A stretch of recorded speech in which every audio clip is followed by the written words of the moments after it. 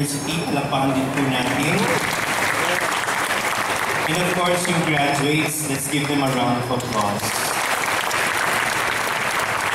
At tayo naisip ko lang, gawin natin very informal yung conversation ha. Kasi kung graduate na kayo, di ba dapat updated kayo? I wish to inquire, first and foremost, narinig nyo na ba yung latest version ng Bahay Kubo? No! OMG, Jurassic!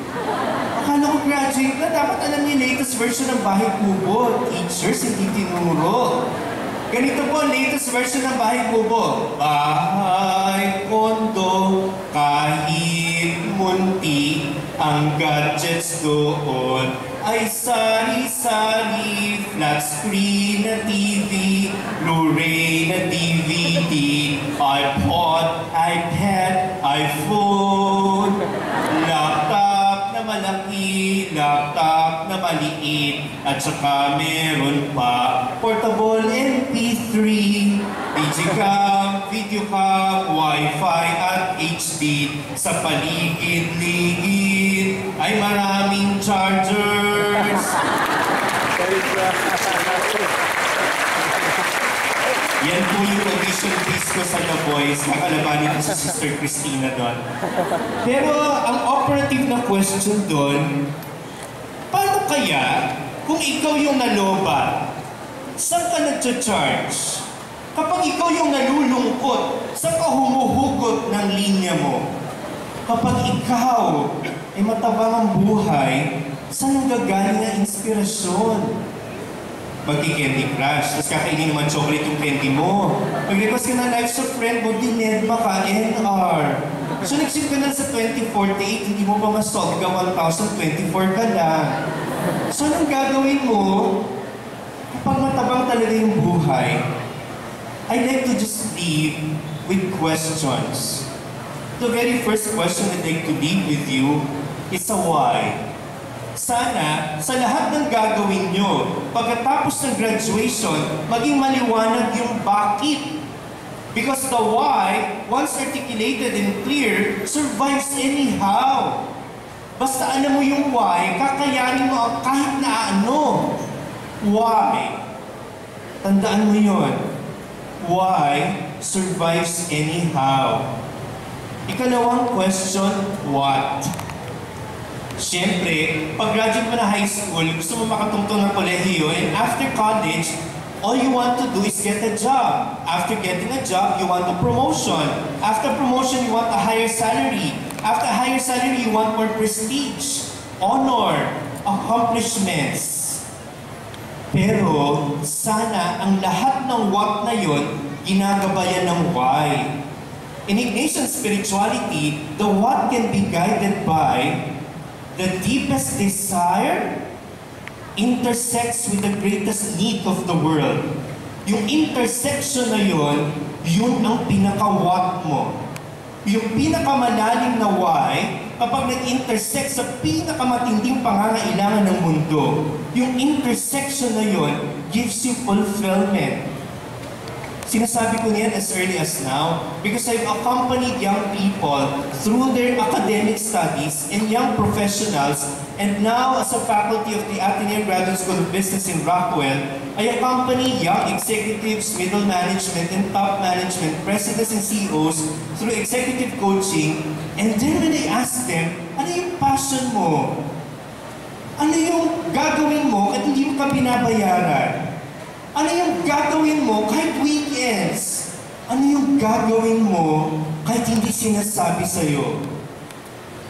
When I was working, minamadali kami ng President CEO namin, tapusin yung vision of the bank. So sinusulat namin, nagmamadali kami, stress out na. Kanya pagkahuman, pag adto na ako, gitanaw na ako ang kauban, nangutan ako, unsa, nahuman naman ka sa vision sa bangko. So pagkakita na ako, nag-drawing man sa aso, nag-drawing na siya dito. And I asked, oh my God. Siyempre sa corporate world, you need to be hipokrito. So kahit galit na ako, pakit pa rin ako, oh, nice naman the dog. Pero sa loob-loob ko, gusto ko na siya sakalin. Pero I asked, sabi ko, wait. Galing mo pala mag-drawing. Ba't ka na sa bangko? Sabi niya, kasi my parents were accountants. Oh, and so, then I took up accountancy. And so, then I took up MBA. And then so, then I joined the bank. Eh, sabi niya, ano pinakagusto mo? Mag-drawing. I hope you don't reach that point where you've been pursuing things because the world has been telling you this is the way. I hope you will reach that point that the what is something of a passion from a why at yun ang gagawin mo talaga dahil yung sinasabi ng kaloob-looban mo at mag-iiwan ng ngiti pagtulog mo. The why defines the what at huwag na huwag magpapatikta sa ingay ng mundo. Third question, where? Saan ka na nga ba pupunta? I am very, very happy to hear that majority of the graduates stay here in Dumaguete.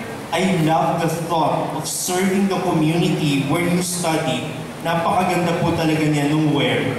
Minsan kasi may nagkikwentuhan, may dalawa na nag-uumpugang ilaw. Sabi nung nasa dagat kasi to, so sabi nung captain of one boat, sabi niya, "Captain of the other ship, we're on a head-on collision. Please turn right." Wala nito bag. He repeated, "Captain of the other ship, we're on a head-on collision. Turn right." Sus, wala man tingali ni kasabot. Bisayan ko na lang na ako. Ikaw ba? Di ba ano diha? Ay, sus, magsinumbagi na taan eh. Kanya, he replied, "Captain of the other ship, you better turn right because we are the lighthouse." Napansin nyo? Sa kahit anong conflict o debate, o sa kahit anong tensyon o hindi pagkakaunawaan, the one with the real and clear grounding stays put. And the one who is unsure about himself or herself and unsure about principles will have to be the one adjusting.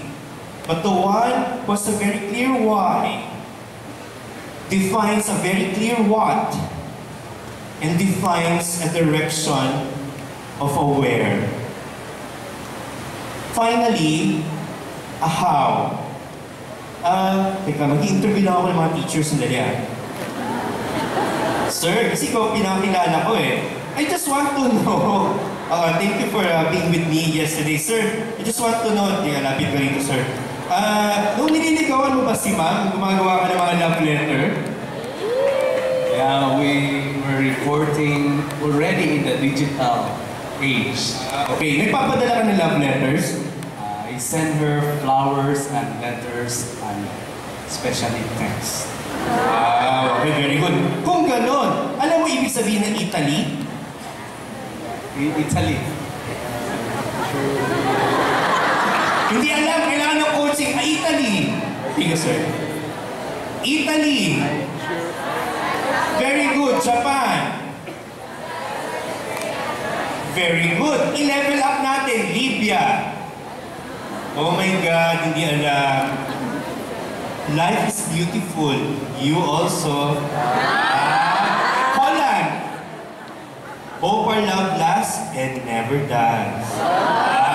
Pero baduy na yan. Sabi ng isang lalaki, sabi niya, naku, ano ba naman yan? Mga letters na Jurassic. Ang uso na ngayon, pick-up lines. Tatanungin yung girl, Miss, excuse me, MMDA ka daw. Ha? Hindi. Ano MMDA? Mahal mo daw ako. Yes, butubag ka. Uy, dili, MMK. Kung saan ang MMK? Mas mahal kita. Pero sabi ng isang gentleman of the 20th century, sobrang luma na yan. Tsaka ilang letra lang yan. I will do it with the entire alphabet. Labang ka, entire alphabet. Always be careful. Don't ever forget. Go home immediately.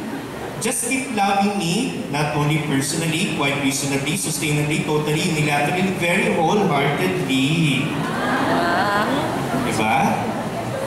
Yung XYZ, nahirapan na siya eh. Pero nakaisip siya na paraan, sabi niya, see you soon.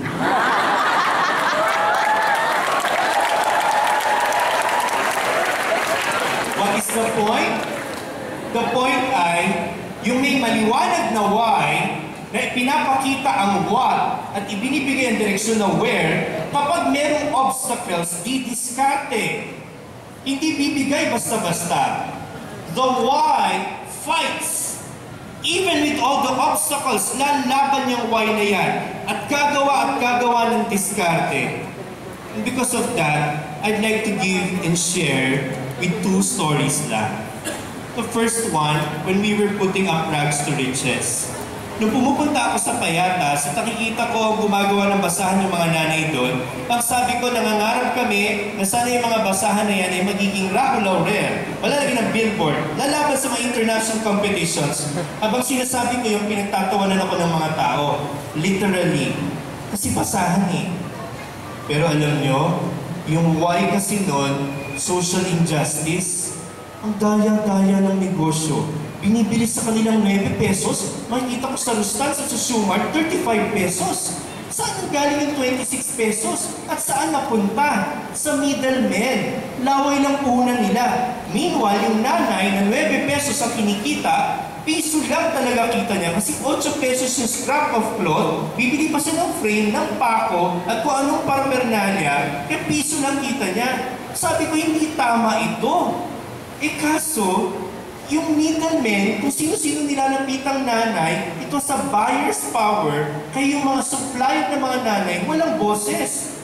So we organized them, and I told them, Nay, dadalhin ko yung mga young professionals ko ng mga sosi ng friends into Payatas, pakinggan natin kung anong gusto nila. Sabi nila, brother pa po ako nun, hindi sister. Brother, gawin natin plain color yung rug. So sinabi ko sa mga nanay, plain color daw, Nay. Plain color. First bazaar. Sabi nila, ay father, hindi may benta yan kasi plain color. Try lang natin. Pagbenta namin, ang unang nabenta, white. Sunod, yellow. Then pink, etc. So yung pinapatakutan nilang plain color, yung pa unang nabenta. Thereafter, yung rug na yon, lumapit kami kay Raho Laurel. Sabi ko kay Raho, iyang-iya ako. Sabi ko, pasensya ka na ha, I have a far-fetched idea. Look at this rug. Can we borrow your name and attach it to this rug? Tapos sabi niya, well, Father, just give me a week. I'll make some prototypes. Kinabukasan, hindi nakatulog si Raho Laurel. Sabi niya sa akin, alam mo, Father, it's not a rug. Roll it like that, put some buttons, it can be a wine holder. Fold it like this, put a strap, it can be a bag, and so forth. So kinabukasan, hindi nakatulog si Raho at nakagawa siya ng 12 prototypes. Thereafter, we had another bazaar, and another bazaar, and another competition. At yung pumurag na yun na 9 pesos, I'm very happy to share with you na in the last board meeting, they were already reporting to me 16 million pesos in revenues. Wow. Yung pumurag na yan, na dating pinagtatawanan, inilaban namin in all the competitions. One of my most memorable competition was in Netherlands. First competition was national. So we won together with Chitwan of Eco Store. So Chitwan and I went to Netherlands to compete. Pagdating namin doon, we were told 8,000 entries from all over the world. At kung kinakausap ko yung mga finalists, sabi ko, tinatanong kasi nila ako, so has your product been covered by the news? I was so proud. Yes, by BBC. How about yours? We were covered by CNN, BBC, Channel News Asia. Okay, enough. Tapos sabi ko, what's your product? It's a microchip that is put in the brain that controls the epilepsy and actually this computes, etc. Tapos sabi niya, what's your product? A rug. But when the general champion of the 8,000 entries was announced, we won that on behalf of the Philippines. Ang point ko lang, pag maliwanag pala yung why mo, lalaban talaga. Kahit na tinatawagan ako ng mga middlemen with death threats, kasi nawalan sila ng kita eh. Pero lumalaban eh. Nilabanan kami ng barangay captain, pinupolitika, lumaban pa rin. Nilabanan kami ng mga ibang competitions, may mga nanggaya, lumaban pa rin. Gusto ko lang ulit-ulitin sa inyo yung why that tells you the what, leads you to a where, and defines your how. Alam niyo nung PayPal visit, may isang nanay, papasok na sa PayPal visit, sabi niya, anak, kahit ano mangyari, kumapit ka lang sa palda ko. huwag kang bibitaw dyan. Kasi 7 milyong tao nandito. Kapit lang dyan, kapit. So pagkatapos ng papal visit, itong nanay nito na nagpakapit sa anak niya sa palda niya, nandun na sa presinto ng mga pulis. Kung hila, kunya nag-ingon na, wawala yung anak ko. Tapos sabi ng pulis, paano ho natin malalaman kung sino anak niya dyan? Yung may hawak kong palda.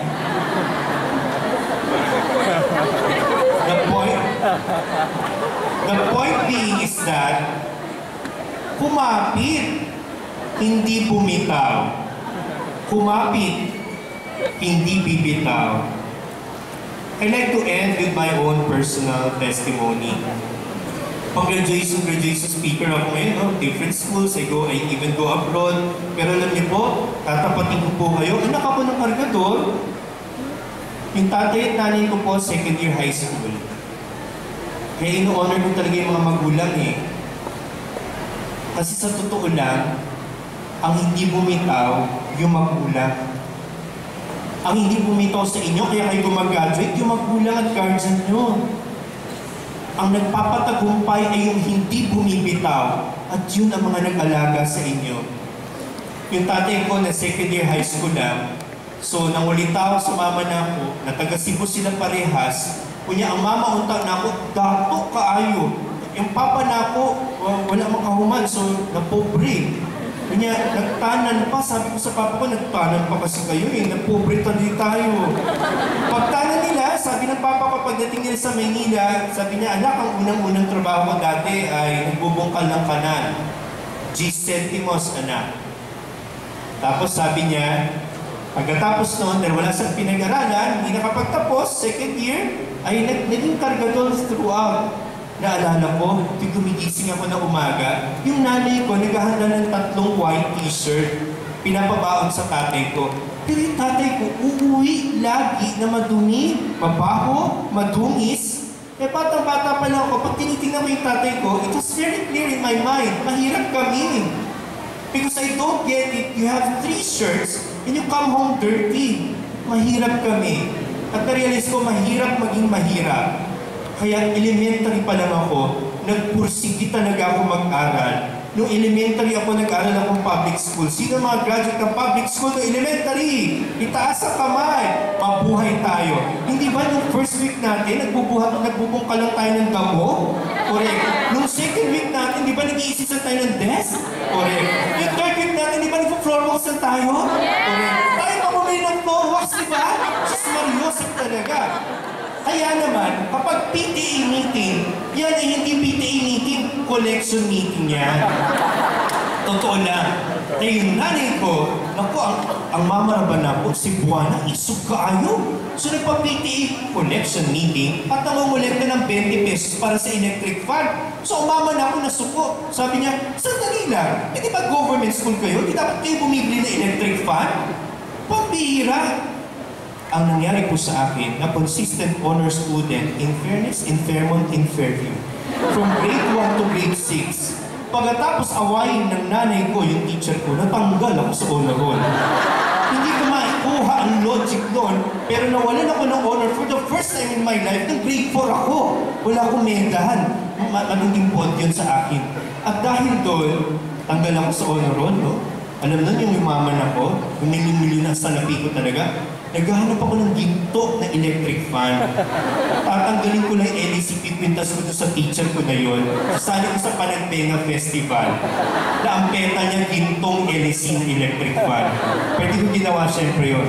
Pagdating ng high school, yung mga ambisyoso kong parents, ay pinasok pa naman ako ng private school. Siyempre yung high school dati, ilang taon? 4. Ilang grading period per year? 4 times 4? Ay, salamat. 1 graduation na yan. 4 times 4, may sumigaw ng 12. Gusto ko mag-walk out. Anyway, 16 promissory notes ang pinipirmahan namin. Maka-exam lang ako. Buti na lang yung principal namin, Madre. At saka buti na lang pangalan niya, Mercy. Sister Mercy. Was so merciful. Ay, naka-exam talaga ako throughout high school. Pero talaga may mga punto doon yung mag-i-exam na. Wala pa talaga akong pambayad. Pinalalabas ako ng classroom. Kasi late daw yung promissory note ko. Pero sige lang, ginapang pa rin ang mga magulang ko hanggang kolehiyo. Sige, baon na sa utang. Sige, private school pa rin ng college. Pagdating ng college, dahil nakapasok ako ng UST. Itong tatay ko naman, na kargador, sabi niya sa akin, anak, bili mo ako ng sticker ng UST. Sabi ko, ha? Anong gagawin mo doon? Kasi anak, yung mga kargador, wala namang kaming lamesa, locker lang. So, yung mga locker room namin, may mga sticker ng mga bold na babae na mga nakaganyan, mga nakaganon. So, anak, ako lang ang magkaka-sticker ng UST. So, bumili naman ako, binigay ko. Pagkahatag na ako, sus, hambugero na akong papa, ilagay. Pag sinasara niya, binabagsak ng plagagag. So, lahat titingin, wow, yung anak mo nag-aaral dyan? Hindi announcement, di ba? Conversational piece niya. Ang yabang-yabang talaga. Pero yung tatay ko, rain or shine, sa likod lang ng truck. Likod lang talaga ng truck at mahirap lang talaga kami. Naalala ko nung bata ako, sabi ko pa, kasi usong voltage 5, bili mo naman ako robot. So si papa ko, pobre ka, ayaw binili sa akin t-shirt ng voltage 5. Pag nabasa pa, sitro, parang Stella Estrada, Bold Star. Sabi ko pa, paano i-assemble tong t-shirt? Ang galing ko yung mangga, sa balik ko ulit. Parang labo naman. Pero yun na yung kaya ng tatay ko eh. Tapos umabot sa punto, naging partially disabled siya. Kasi rain or shine nga naman, nasa likod ng truck. So ano nangyari? Became partially disabled. Baon na kami sa utang, no? Baon na sa utang. Inuwi ng papa ko 700. Utang namin sa tindahan, 3,000. Diyan ako bilip sa mga nanay. Saludo talaga ako sa inyo, mga nanay dito. Ang galing mag-economics. Kasi yung 700 sa 3,000, alam mo kung paano ang style. Sabi niya, anak, halika rito. Okay, ibayad mo yung 100. Ha? 3,000 utang, 100. Sabi mo, sa susunod na yung iba, paalis na ako, at umutang ka pa ng 555. Sus Mario, sabi, pahabol pa.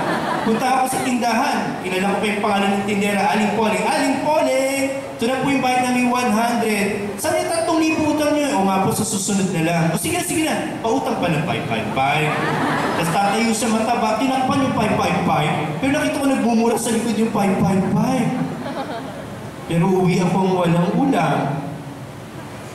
So matutulog na gutom. Baon sa utang, natatanggal pa sa trabaho yung tatay ko because of partial disability. Kaya nagpakalasing siya. Ang last day niya, nalasing. Hindi niya na masara na pabagsak yung pintuan. Dahan-dahan na lang, mas inimas-imas na lang yung sticker ng USB. At iniisip niya, paano na nga ba ito? Paano nga ba ito gagawin? Ultimately, uwi siya, bahagi sa amin.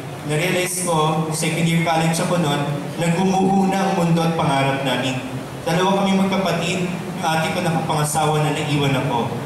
Second year college, being told na wala ng pera, bago sa utang. Sabi ko talaga sa Diyos, ganyan ka pala, no? Nananagad ka. Sinasagad mo pala yung mga tao. Wala naman kaming kasalanan sa iyo, di ba? Hindi naman kasalanan maging mahirap, di ba? Sa katinodo naman ng mga magulang may pag-aalaga sa amin, di ba? Pero gano'n ang Diyos, sasagarin ka. Hanggang siya na lang talaga yung kakapitan mo. Papunta na ng March yun eh. Ilang araw na lang. So pumasok pa rin ako. Mga naiwang pera at naiwang baon. Pagpasok ko, yung rektor namin, pinatawag ako. Sabi niya, Mr. Alpasa, we just noticed you have very high grades and yet you're not applying for scholarship. And he said, oh, sorry, Father, I thought it was just for freshmen. No. It's anyone for a very good grades like yours. Fill this up. Pag fill up ko, tsaran, scholarship. Kaya lang, siyempre problema, paano allowance? Nasa Valenzuela kami, Espanya, UST eh. Alam mo, malakari ko araw-araw yun, dinaging Schwarzenegger yung legs ko, di ba? Pumasok akong waiter.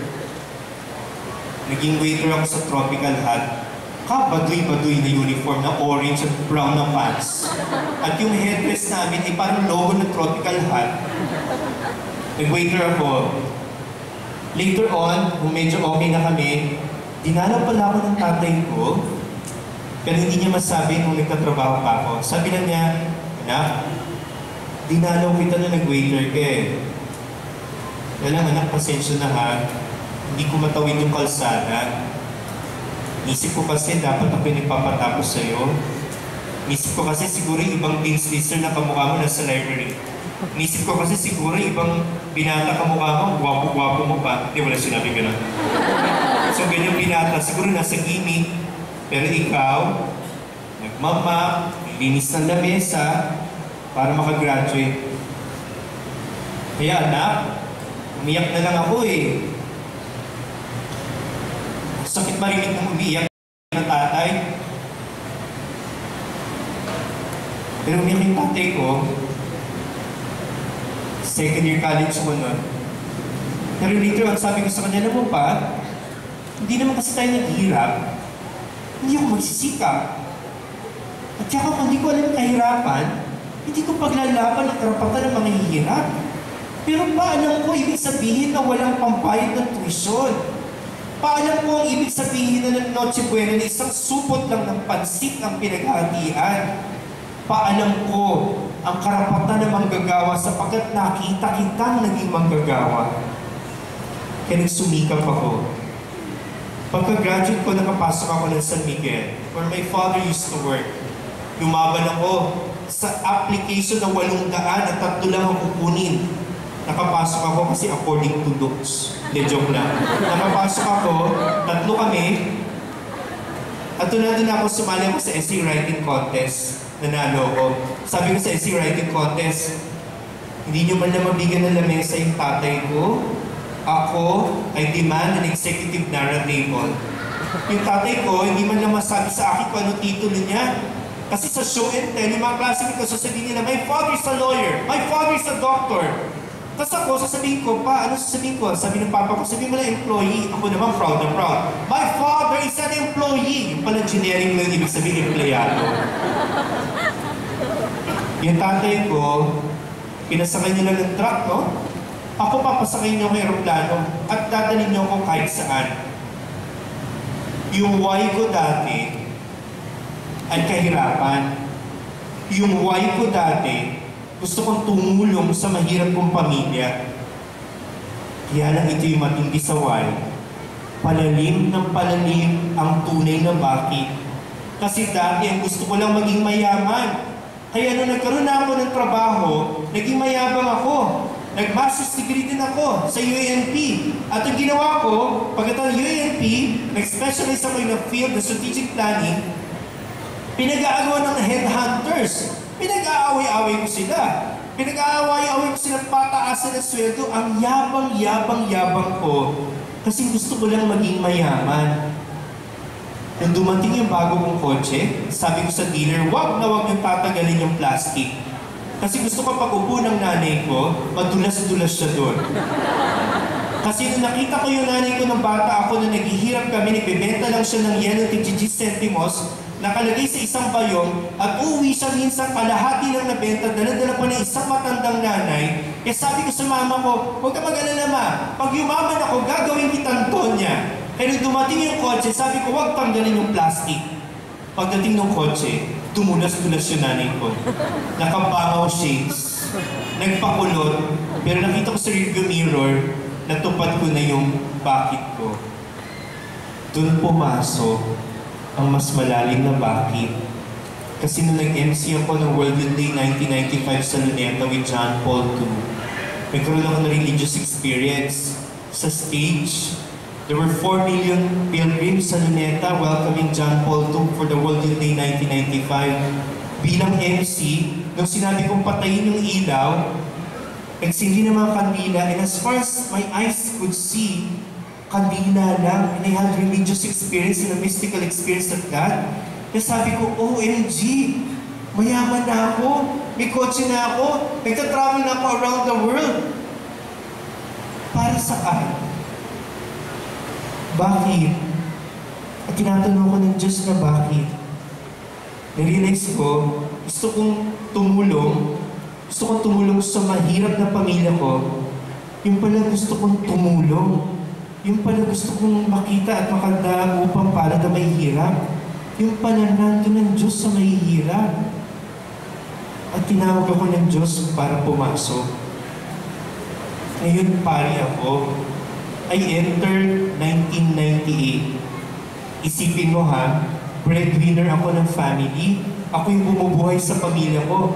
Kumuha ako ng isang bahay na 20 years to pay, 1997. Pero noong 1998 na World Day, tinamaan na talaga ako sa Paris. Pagbalik ko, sabi ko papasok na ako magpari. Sandali lang, pagod na ba kayo? No! Kasi introduction lang yun eh. And just to wrap it up and to end the story, nung papasok na ako bilang breadwinner, nahirapan ako kasi naglaban na yung mga bakit ko. At natanong ko rin sa Diyos, hindi lang bakit kundi paano. Paano pag pumasok ako, God? Paano yung parents ko? And you know what happened? 20 years to pay pa yung bahay ko.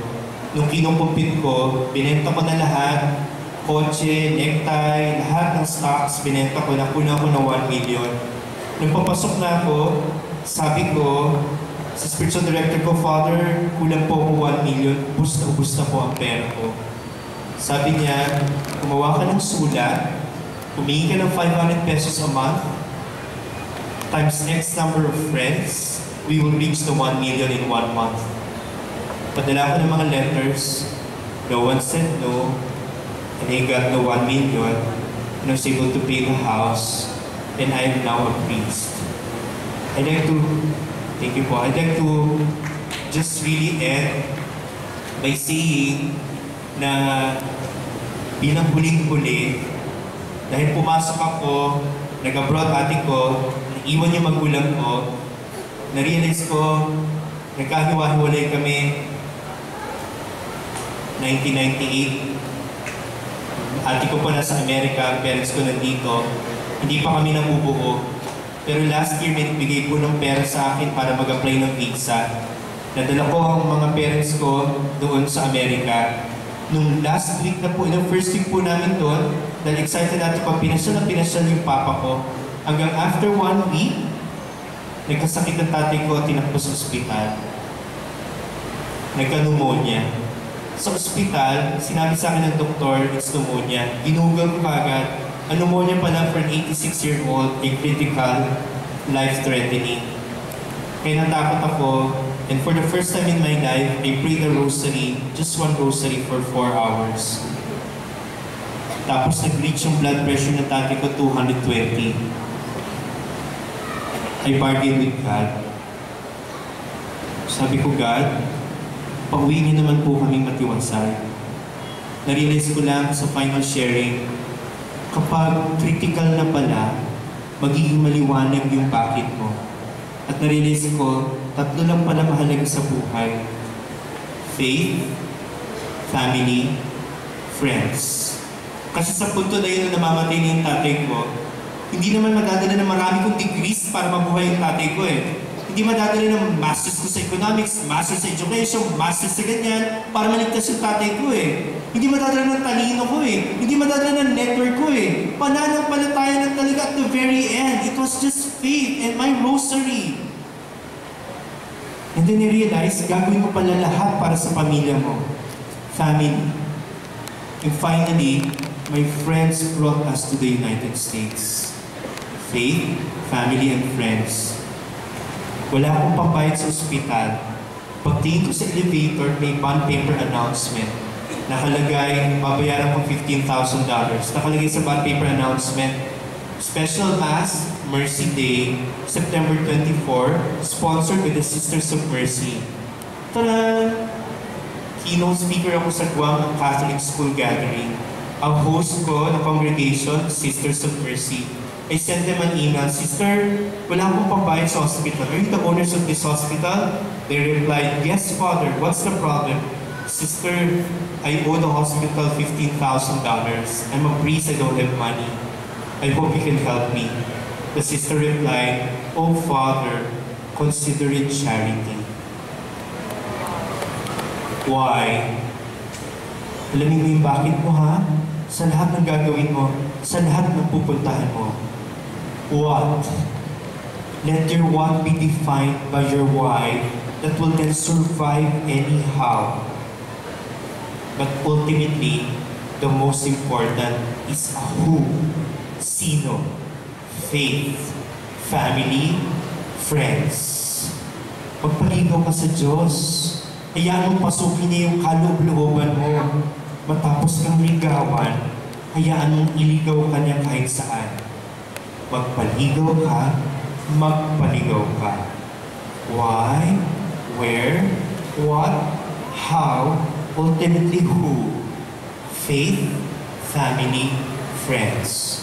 Magpaligaw ka, magpaligaw ka. Magandang gabi sa inyo.